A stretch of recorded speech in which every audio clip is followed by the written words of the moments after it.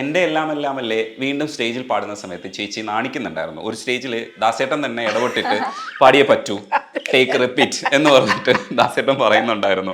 അത് ആദ്യം പാടിയപ്പോഴാണ് റെക്കോർഡിങ് കഴിഞ്ഞിട്ട് സിനിമ വന്നു കഴിഞ്ഞ ഫസ്റ്റ് സ്റ്റേജ് ആണത്. അപ്പോൾ അത് ട്രിവാൻഡ്രത്തെ നിശാഗന്ധിയിലാണ് എൻ്റെ ഓർമ്മ. മുഴുവൻ പരിചയക്കാരും നമുക്ക് ഭയങ്കര ചെമ്മല് പോടാന്ന് വിളിക്കാൻ. ദാസേട്ടൻ എങ്ങനെ വിളിക്കും? ദാസേട്ടൻ ഇപ്പുറത്ത് നിന്ന് പാടുക, വേറെ വല്ല കൊച്ചു പിള്ളേരാണെങ്കിൽ ശരി. അപ്പോ എന്ത് പറഞ്ഞാലും അത് വരണില്ല അങ്ങട്. അത് കഴിഞ്ഞ അവസാനം ദാസൻ നിർബന്ധിച്ച് അങ്ങോട്ട് നിക്ക. അപ്പൊ നമ്മൾ മുന്നോട്ട് പോവില്ല ഞാൻ പാടാതിരുന്നത്. അപ്പൊ പിന്നെ അവസാനം വിളിച്ചു. ഇപ്പൊ തന്നെ പറയാൻ പറ്റണില്ല. അപ്പോ അങ്ങനെ റെക്കോർഡിങ് ദാസേണില്ലല്ലോ. പക്ഷെ റെക്കോർഡിങ് ആക്ച്വലി പറഞ്ഞത് ശ്രീജിയാണ് കേട്ടാ. ഒറിജിനൽ പറഞ്ഞേക്കുന്ന ശ്രീജിയാണ്. ഞാൻ റെക്കോർഡിങ്ങിന് പോയി അത് പറഞ്ഞു നോക്കിയപ്പോ ഇവരെല്ലാരും ഉള്ളിരുന്ന് ചിരിക്കണുണ്ടോ ഞാൻ പറഞ്ഞു തുടങ്ങിയപ്പോ. അപ്പൊ എനിക്ക് ദേഷ്യം ഞാൻ പറയൂല എന്ന് പറഞ്ഞ് വെച്ചിട്ട് പോയി. അത് വിദ്യാജിയും ലാൽ ജോസൊക്കെ ഉണ്ടായിരുന്നു. എന്നിട്ട് ശ്രീജ വന്ന് പുട്ടുപോലെ ഒരു 5 മിനിറ്റിൽ അത് പറഞ്ഞു. അപ്പൊ അത് കഴിഞ്ഞ് നമുക്ക് ഒരാൾ പറഞ്ഞു കഴിഞ്ഞാൽ നമുക്ക് തിരിച്ച് പറയാൻ പറ്റും. അപ്പൊ പിന്നെ അത് നമ്മള് സ്റ്റേജസിൽ അതുപോലെ പാടി തുടങ്ങി. പിന്നെ അത് ലേറ്റ് സ്റ്റേജസിലൊക്കെ നമ്മള് ദാസേട്ടൻ്റെ വലിയൊരു പ്രശ്നമില്ല, അതിങ്ങനെയൊക്കെ വെച്ച് പാടും. പക്ഷെ രസമായിരുന്നു. അത് കഴിഞ്ഞിട്ട് ദാസമ്മാമ, അമ്മ, ബിജു ചേട്ടൻ, ഞാനും ചെയ്യുന്ന ഷോസിൽ അമ്മ അത് പറയില്ല എന്ന് പറഞ്ഞുകൊണ്ട് ആദ്യത്തെ പോർഷൻ ഞാനും വിജു ചേട്ടനും പാടും. അത് കഴിഞ്ഞിട്ട് ഇവര് നിങ്ങൾക്ക് മാറിക്കേ ഞങ്ങളുടെ ബാക്കി ഫുൾ പാട്ട് പാടും. ആദ്യം പോടാൻ വിളി ഇവര് കഴിക്കും. ഇതൊക്കെ അങ്ങോട്ടും ഇങ്ങോട്ടും പോടാന്നൊന്നും വിളിക്കാൻ പ്രശ്നമില്ലല്ലോ. ചേച്ചി അതിനോട് കൂടെ ഒരു കാര്യം കൂടെ, ഈ അന്തിപ്പൊന്മുട്ടമൊക്കെ പാടുന്ന സമയത്തും അതേപോലെ അതിനകത്ത് തീരം തേടുവോളം പ്രേമഗീതം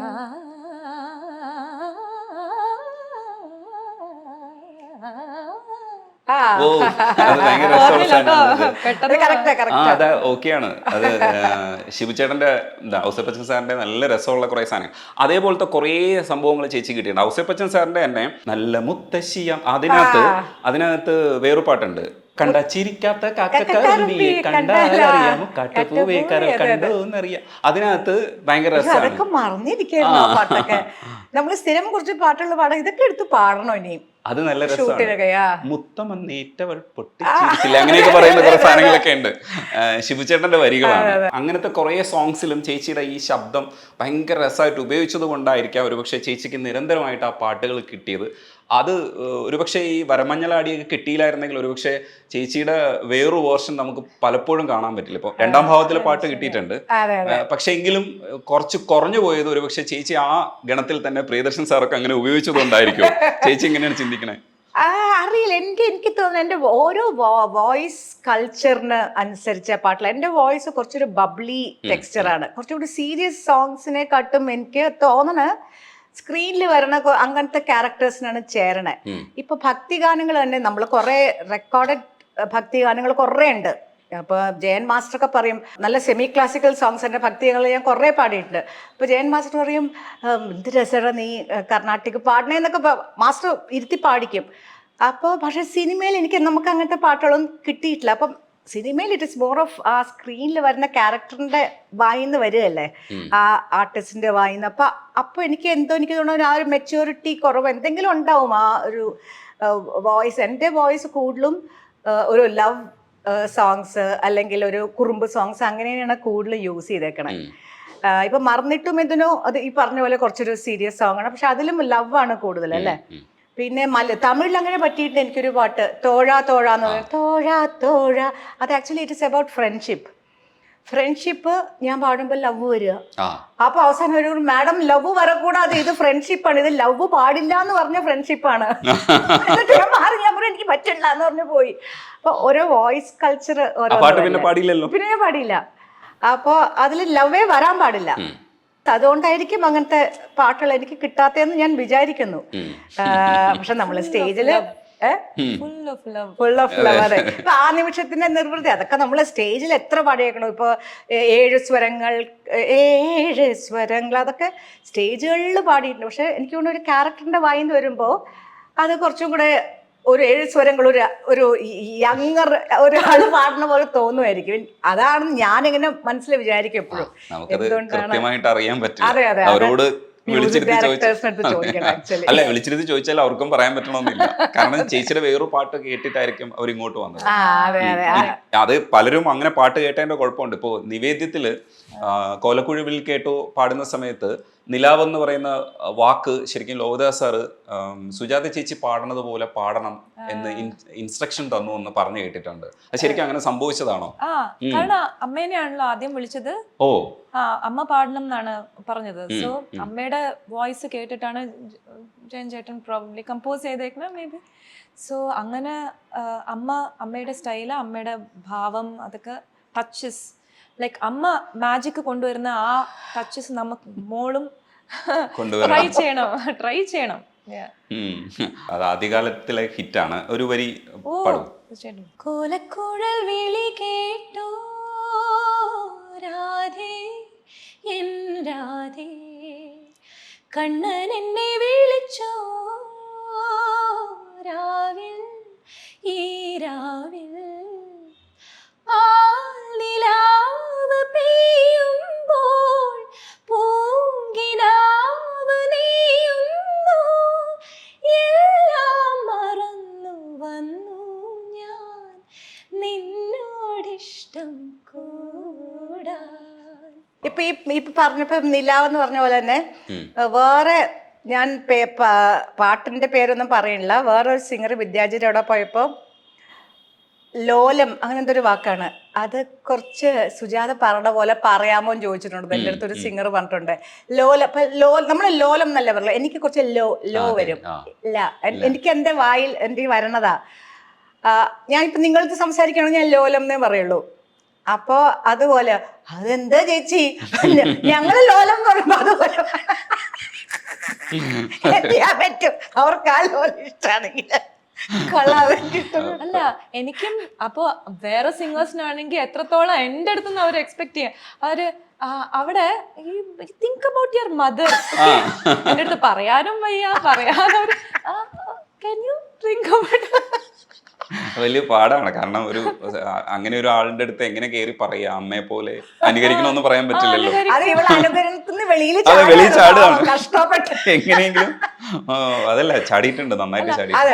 പല ഇതിനകത്തും ഒരു ടെക്നിക്കും കൂടെയാണ്. എന്ന് വെച്ചാൽ ഒരു ടിപ്പ്, ലൈക്ക് എനിക്കൊരു it's also technique. Like in case ഒരു ഡൗട്ട് ഉണ്ടെങ്കിൽ അത് എങ്ങനെ പാടണം, ഒരു എക്സ്ട്രാ മാജിക് കൊടുക്കണമെങ്കിൽ അത് അമ്മ എങ്ങനെ പാടി കാണും എന്ന് ആലോചിച്ചാൽ അത് നാച്ചുറൽ ആയിട്ട് വരും ഒരു സാധനം. ഈ ഔസേപ്പച്ചൻ സാറ് ഈ അമ്മയെ ഉപയോഗിച്ചത് പലതരത്തിലുള്ള പാട്ടുകൾക്ക് ഉപയോഗിച്ചിട്ടുണ്ട്. അതിൽ എനിക്ക് തോന്നുന്നു വ്യത്യസ്തമായത് ഒരു പൂവിനെ നിശാശലഭമാണ്. സൂപ്പർ പാട്ടാണ്, അസാധ്യ പാട്ടാണ്. ഭയങ്കര ഇഷ്ടമുള്ള പാട്ടാണ്. അപ്പൊ ആ ഇഷ്ടത്തെ കുറിച്ച് പറഞ്ഞിട്ട് നമുക്ക് ബാക്കി ചോദ്യത്തിലേക്ക് പോവാം. അത് റെക്കോർഡ് ചെയ്ത് ഹാരിസ് ജയരാജന്റെ സ്റ്റുഡിയോയിലാണ് അത് റെക്കോർഡ് ചെയ്തത്. അടിപൊളി. അതെ അതെ, ഈ ലെജൻസ് ഒക്കെ തമ്മിൽ ഭയങ്കര കണക്ഷൻസ് ഉണ്ട്. അതെ, ആ സ്റ്റുഡിയോയിൽ റെക്കോർഡ് ചെയ്തു. അത് ഔസേപ്പേട്ടന് ഒരു കുഴപ്പമുണ്ട്, ഭയങ്കരമായിട്ട് പാടി വയ്ക്കും. പാടി നമുക്ക് ട്രാക്ക് പാടിത്തരണ കേട്ടാ നമ്മൾ എത്ര പാടിയാലും അതിൻ്റെ അയ്യോ അത്ര എത്തിയില്ലല്ലോ എന്ന് തോന്നും. നമ്മൾ പാടിക്കൊണ്ടേയിരിക്കും. ഔസേപ്പേട്ടന് ഇഷ്ടമാണ് കുറെ പാടാനും. അപ്പൊ ഞങ്ങള് നല്ല ടീമാ. ഔസേപ്പേട്ടൻ ഓക്കെ പറഞ്ഞാൽ ഞാൻ ഓക്കെ പറയില്ല. അപ്പൊ രണ്ടുപേരും അങ്ങനെ ഇനിയും ഇരിക്കും. അങ്ങനത്തെ ഒരു പാട്ടായിരുന്നു അത്. ലാൽ ജോസ് ഉണ്ടായിരുന്നു അന്ന് അവിടെ റെക്കോർഡിങ് കേൾക്കാൻ. എനിക്ക് ഓർമ്മയുണ്ട്. എൻ്റെ ചേച്ചി എന്ത് രസമായിട്ടാണ് പാടിയെന്ന് വെളി വന്നപ്പോൾ പറഞ്ഞതൊക്കെ. അപ്പോൾ നമുക്കിപ്പോൾ നമ്മൾ തന്നെ പാടിയ പാട്ടുകളിൽ കേൾക്കുമ്പോൾ കൊള്ളാം, ഇത് ഞാൻ നല്ലോണം പാടിയിട്ടുണ്ടെന്ന് കുറച്ച് പാട്ടുകൾ എനിക്ക് മനസ്സിലുള്ളൂ. അങ്ങനെ തോന്നിയൊരു പാട്ടാണിത്. ഓക്കെ, ഇത് നല്ലോണം പാടിയിട്ടുണ്ട്. അത് കിടിലം പാട്ടാണ് ചേച്ചി. ഒരുപക്ഷെ ഈ മോസ്റ്റ് പോപ്പുലർ സോങ്ങുകളായിട്ട് ഇങ്ങനെ പോകുന്ന പാട്ടുകളുണ്ട്. അതല്ലാതെ രണ്ടാമത് നിലനിൽക്കുന്ന കുറച്ച് പാട്ടുകളുണ്ട്. ആ നിലനിൽക്കുന്ന ഗണത്തിൽപ്പെടുന്ന ഔസേപ്പച്ചൻ സാറിന്റെ മറ്റേ പാട്ടൊക്കെ എനിക്ക് ഭയങ്കര ഇഷ്ടമാണ്. തീരം തേടുകളൊക്കെ നമ്മൾ എപ്പോഴും കാരണം നമുക്കൂടെ പറ്റുന്ന ബാത്റൂം സിംഗേഴ്സിന് പറ്റുന്ന പാട്ടാണല്ലോ. തീരം തേടും കുറച്ച് കുറച്ച് പാടാണ്. പക്ഷെ ഇതൊക്കെ നമുക്ക് ഒരു കാലഘട്ടത്തിലും ആ പാട്ടിന്റെ മൂഡാണ് കൂടുതൽ. അതൊരു ആ ഓർക്കസ്ട്രയും എല്ലാം കൂടെ ചേർന്നൊരു ആ ഒരു നമുക്ക് ഇരുണ്ട വെളിച്ചത്തിലൊക്കെ ഇട്ട് കേൾക്കാവുന്ന ഒരു പാട്ടാണ് അത്. കാറി പോകുമ്പോ അങ്ങനത്തെ ഒരു പാട്ടാണ് അത്. ഹസ്ബൻഡിനെ വലിയ ഇഷ്ടമാണ് മോഹൻ. വേറൊരു സ്ഥലത്തേക്ക് പോവും ഈ പാട്ട് കേൾക്കുമ്പോൾ. അത് ഡെഫിനറ്റ് ആണ്. അത് എത്ര ക്രൗഡഡ് ആയിട്ടുള്ള സിറ്റുവേഷനിൽ ഇരുന്നാലും നമ്മൾ ആ പാട്ട് ശ്രദ്ധിക്കുന്നുണ്ടെങ്കിൽ നമ്മൾ അതിന്റെ ഉള്ളിലേക്ക് പോകും. അങ്ങനെ പാട്ടാണ്. ചോദിക്കാൻ വന്ന ശ്വേതയുടെ അടുത്ത് ഒരേ കടലിലെ പാട്ടുകൾ ശുഭവന്തപുരാളില്ല അതിൽ യമുന വെറുതെ പാടുന്ന സമയത്ത് ആ പാട്ടുകൾ കേട്ട് കഴിഞ്ഞാൽ നമ്മൾ ഈ പറയുന്നില്ലേ ട്രാൻസ് മ്യൂസിക് നമ്മൾ കേൾക്കുമ്പോൾ നമ്മൾ എങ്ങനെയാണോ പെട്ടുപോകുന്നത്, അതേപോലെയാണ് ഈ സിനിമയിലെ പാട്ടുകൾ. അത് ബോംബെ ജയശ്രീ മാം പാടിയതും ശ്വേത പാടിയതും ഒക്കെ അത് എനിക്ക് തോന്നുന്നു അന്ന് കുറച്ചുകൂടെ എങ്ങായിരുന്ന ശ്വേതയാണ് അത് പാടിയിരിക്കുന്നത്. പക്ഷേ ആ പാട്ടുകളെല്ലാം തന്നെ സൂപ്പർ ഹിറ്റായി. അതിപ്പോഴും ഓർക്കുന്ന പാട്ടാണ്. അതിൻ്റെ 2 വരി പാടിയിട്ട് നമുക്ക് പിന്നെ അത് ഈ ശുഭബന്ധുരാളി രാഗം, ആ രാഗത്തിന് ഒരു ഭാവം ഉണ്ടല്ലോ. അത് തന്നെ ഇത്രയും പാട്ടുകളിൽ അത് ഡിഫറെന്റ് സോങ്സ് മൂഡ്സിൽ കൊണ്ടുവരാന്ന് പറഞ്ഞാൽ അതൊരു ഭയങ്കര ഒരു കഴിവ് തന്നെയായിരുന്നു ഔസേപ്പേട്ടന്. He got a national award for that അല്ലേ? ആ, ഭയങ്കര അടിപൊളി വർക്കായിരുന്നു അത്. അത് ഒരാൾക്ക് അഭിമാനിക്കാൻ കഴിയുന്ന വർക്കുകളുടെ കൂട്ടത്തിൽ പറയുന്നത്. ഇത് ഇങ്ങനെ നോക്കും എന്നാലും അത് ശ്യാം സാറ് അത്രയും, എനിക്ക് തോന്നുന്നു അത് എങ്ങനെയാ സജഷൻ വന്നതെന്ന് അറിഞ്ഞു. പക്ഷെ ആരുടെ സജഷൻ ആണെങ്കിലും സൂപ്പർ സജഷൻ ആയിരിക്കും. സാർ ഒരുപാട് വർക്ക് ചെയ്തിട്ടുണ്ട്. അതിൽ ശ്യാം സാർ ആക്ച്വലി ശ്വേതയുടെ അത് ഷൂട്ടും ചെയ്തു അല്ലേ ഒരു പാട്ട്. അത് നമ്മുടെ കയ്യിലല്ലോ. അത് പാടാം. യമുന വെറുതെ. യമുന വെറുതെ പാടുന്നു, യാദവം ഹരിമാധവം ഹൃദയഗാനം,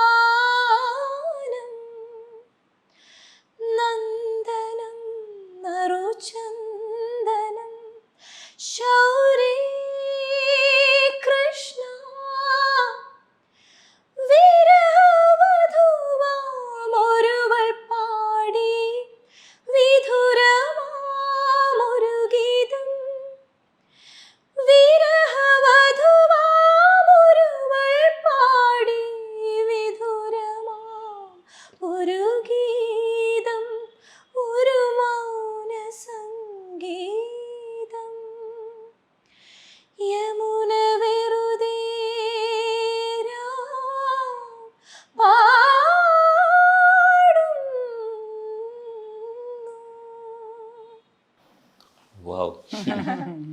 വേറെ ലെവൽ സാധനം. അതെ അതെ അതെ. സാർ എങ്ങനെയാ ശരിക്കും കമ്മ്യൂണിക്കേറ്റ് ചെയ്യുന്നത്?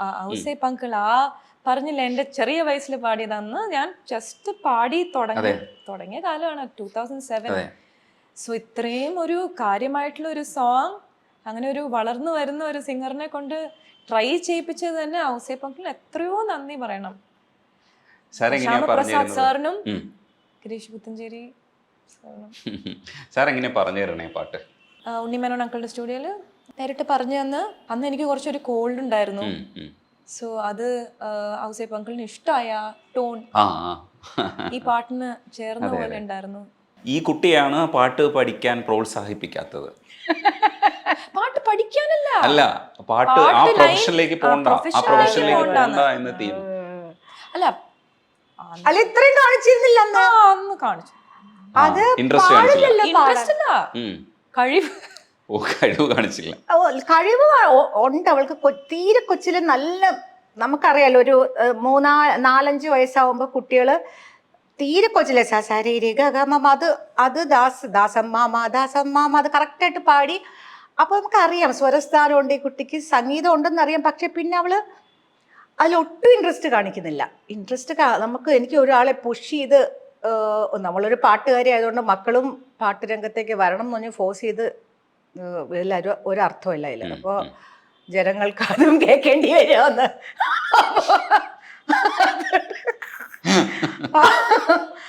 അപ്പൊ ഞാനങ്ങ് നിർബന്ധിച്ചില്ല. ഇവള് പാടിയിട്ടുമില്ല. മുറിയുടെ ഉള്ളിൽ ഇനി അമ്മ പാടിക്കൊണ്ട് നടക്കണോണ്ടാണോ അവള് വെളിയിൽ പാടാത്തതെന്നും അറിയില്ല. ആരും ഇവളൊരു ഉള്ളിൽ ഇത്രയും അവള് പാടി തുടങ്ങിയപ്പോഴാണ് അത്രയും ഞാൻ അറിഞ്ഞിരുന്നെങ്കിൽ ഞാൻ ഇതിലും നല്ലോണം പഠിപ്പിച്ചേനെ. വെളിയിലൊന്ന് പാടി തുടങ്ങിയപ്പോഴാണ് she is good and all thanks to ബിന്നിയാണ് വടി വെച്ച്. പക്ഷെ നല്ല സ്റ്റുഡൻ്റ് ആണെന്നാണ് പറഞ്ഞത്.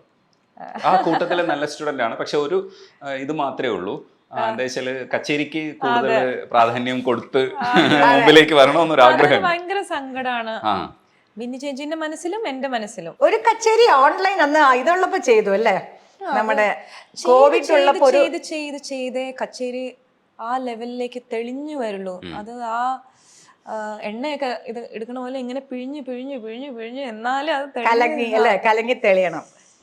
അതിന് അത്രത്തോളം അതിന് ഫോക്കസ് ചെയ്ത് എല്ലാ ദിവസവും, എപ്പോഴെങ്കിലും പറ്റില്ല, എല്ലാ ദിവസവും പ്രാക്ടീസ് ചെയ്ത് അതിനായിട്ട് ശ്രമിക്കണം, നല്ലോണം ഹാർഡ് വർക്ക് ചെയ്യണം.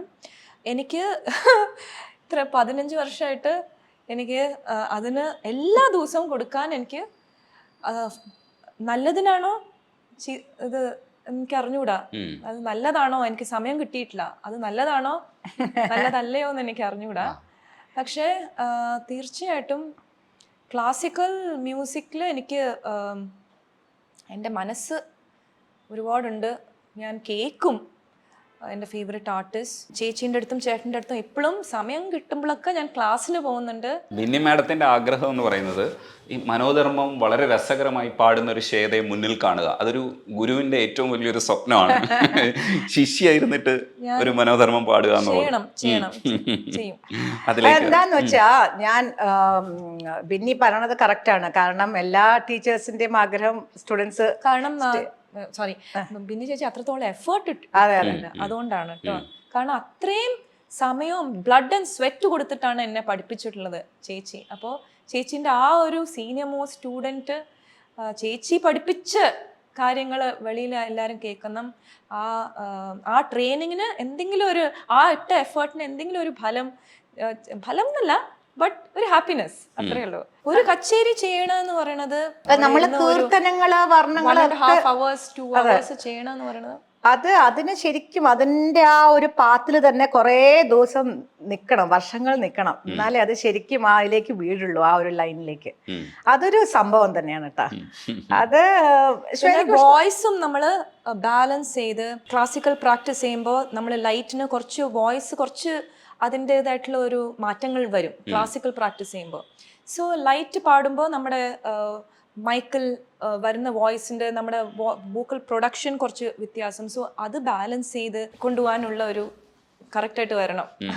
അതില് ദാസേട്ടൻ തന്നെ അല്ലേ, രണ്ടും കൂടെ എങ്ങനെ ഒരേ സമയത്ത് കൊണ്ട് നടന്നല്ലോ ദാസേട്ടൻ. ലൈറ്റ് മ്യൂസിക്കും കർണാട്ടിക്കും ആണുങ്ങൾക്ക് എനിക്ക് തോന്നുന്നു അത്രയും ഇഷ്യൂ വരില്ലാന്ന് തോന്നുന്നു.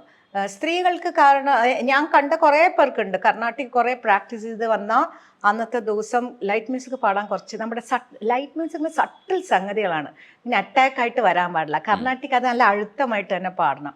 ഈവൻ ഇപ്പൊ ബിന്നി ചേച്ചിയും ചേട്ടനും പറയണത് എന്താന്ന് വെച്ചാൽ നാച്ചുറൽ ആയിട്ട് വരുന്ന ഒരു അങ്ങനെ മതി. കർണാട്ടിക് ആൾക്കാരെ അക്സെപ്റ്റ് ചെയ്യും. അത് ഡോണ്ട് തിങ്ക് അബൌട്ട് ആൾക്കാർ എന്ത് പറയും എന്ന്, അങ്ങനെ വേണ്ട. നമുക്കുള്ള ഒരു മ്യൂസിക് നമ്മൾ കൊടുക്കുക എന്നുള്ളതാണ് ഇമ്പോർട്ടന്റ് എന്നാണ് ചേച്ചി. ദാസാറ് പാടുന്ന സമയത്ത് ആദ്യഘട്ടത്തിൽ ഇത് ലളിതമാക്കി എന്നുള്ളൊരു ആക്ഷേപം ഉണ്ടായിരുന്നു. അന്ന് ഈ ശുദ്ധിവാദക്കാര് കുറച്ച് പ്രശ്നം ഉണ്ടായിരുന്നു. പക്ഷെ പിന്നീട് അത് ആക്സെപ്റ്റ് ചെയ്തു. പക്ഷെ ബാലമുരളി സാറിനെ കേട്ടിട്ടില്ല, നല്ല ലൈറ്റ് വേണം, നല്ല സുഖമാണ് കേൾക്കാൻ. ലൈറ്റ് മ്യൂസിക് ഇഷ്ടമുള്ളവർക്ക് അതും. ഇപ്പൊ ഈവൻ ഞാനിപ്പോ ശ്വേത കുറെ കീർത്തനങ്ങളൊക്കെ പാടുമ്പോൾ മാസ്റ്റർ, ഞാൻ ഒരു 8 വർഷം കർണാട്ടിക് വലിയ ഓച്ചിറ ബാലകൃഷ്ണൻ സാർ, നെയ്യാറ്റിങ്കര വാസുദേവൻ സാറിൻ്റെ ഒക്കെ അടുത്ത് വലിയ മാസ്റ്റേഴ്സാണ്. അവർ പഠിപ്പിച്ച അവരുടെ ഒരു ഇഷ്ടപ്പെട്ട ശിഷ്യ തന്നെയായിരുന്നു. പക്ഷേ നമ്മൾ എന്തുകൊണ്ട് ഈ ശ്വേത പറഞ്ഞ പോലെ മാസ്റ്റർ, എനിക്ക് നെയ്യാറ്റിങ്കര വാസുദേവൻ സാറും മാസ്റ്ററിൻ്റെ കൂടെ ഇരുത്തി എറണാകുളത്തെ അമ്പലത്തിൽ എന്നെ കൂടെ ഇരുത്തി കച്ചേരിക്ക് തുടങ്ങി വെച്ചതാണ്. മാസ്റ്ററിൻ്റെ ആഗ്രഹമായിരുന്നു. ഞാൻ വേറെ വഴിക്ക് പോയി. കാരണം നമ്മൾ ലൈറ്റ് മ്യൂസിക് ദാസിൻ്റെ കൂടെ ഒപ്പം പാടി നടക്കണു. അപ്പൊ ക്ലാസ്സസ് ഇപ്പൊ ശ്വേത ഏതൊക്കെ കീർത്തനം പഠിക്കുമ്പോൾ എനിക്ക് എല്ലാ പാട്ടും അറിയാം, എല്ലാ കീർത്തനും അറിയാം. പക്ഷെ നമ്മള് അതിനായിട്ട് സമയം കൊടുത്തിട്ടില്ല. നമ്മൾ കർണാട്ടിക പാടണം എന്ന് പറഞ്ഞ സമയം, അതിന് സമയം ഇരുന്ന് പാടി തന്നെ, വേറെ ഒരു ഷോർട്ട് കട്ടും ഇല്ല. നമ്മള് ഉള്ളില് ജന്മനാ കിട്ടിയ സംഗീതം എന്നൊന്നും പറഞ്ഞാൽ പറ്റില്ല, അത് പ്രാക്ടീസ് തന്നെ വേണം. ലൈറ്റ് മ്യൂസിക്കിന് ജന്മനാ കിട്ടിയ സംഗീതത്തിലും പാടാൻ പറ്റും. അടിപൊളിയാണ്.